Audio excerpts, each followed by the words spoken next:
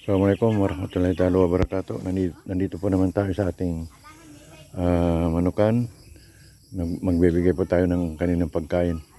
So, ang nasakyan ko po yung aking ginagamit dati na payong-payong yan siya. Kasi tuyo na yung daan, so pwede nang dumaan yung ganitong sasakyan.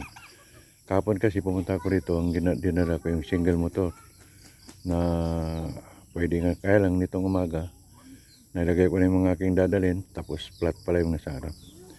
So let's go guys, ating papakainin yung ating mga alagang manok.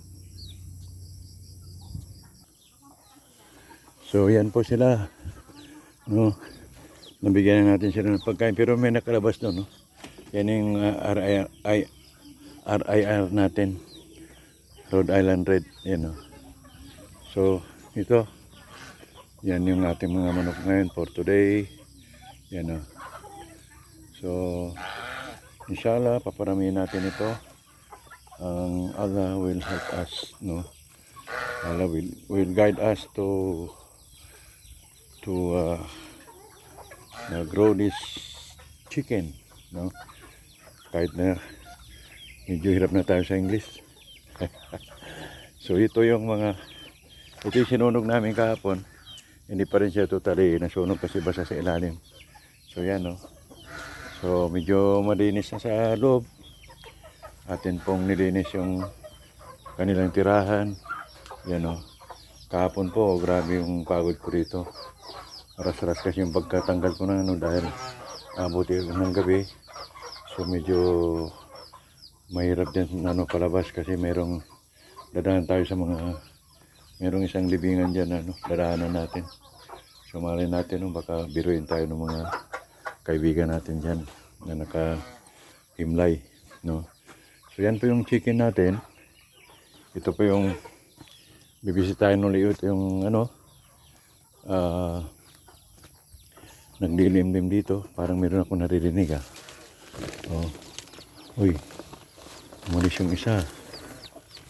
Dito may itlog, wala pa. Andiyan pa rin si Sirama, oh. Dito. Ayan si Sirama.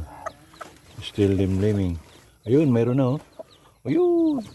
Ilan na? Ilan kayo? Tatlo yung nakikita ko. Meron pa ata sa ilalim. Ayun. 4. Baka meron pa rin doon sa sa likod. 4. Uy. 5. Masya Allah. Sige, limlim mo pa para dumami sila. Yan. So yan po ang ating video for today. Araw po ng Wednesday. Uy! Loko. O yan yung yung pisa ng laki na nila, oh. Ang bilis nila lumaki, no? Yan po yung siyam, pero ang natira ay 8. Ayun ang isa doon sa labas. May nakalabas doon, no? Ano yun? 2. Uy!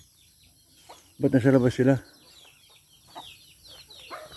Ba't nandiyan kayo sa labas? Ayun, 2 na sa labas, oh. Kailangan maipasok natin ito. So, yan po guys. Ang ating manukan.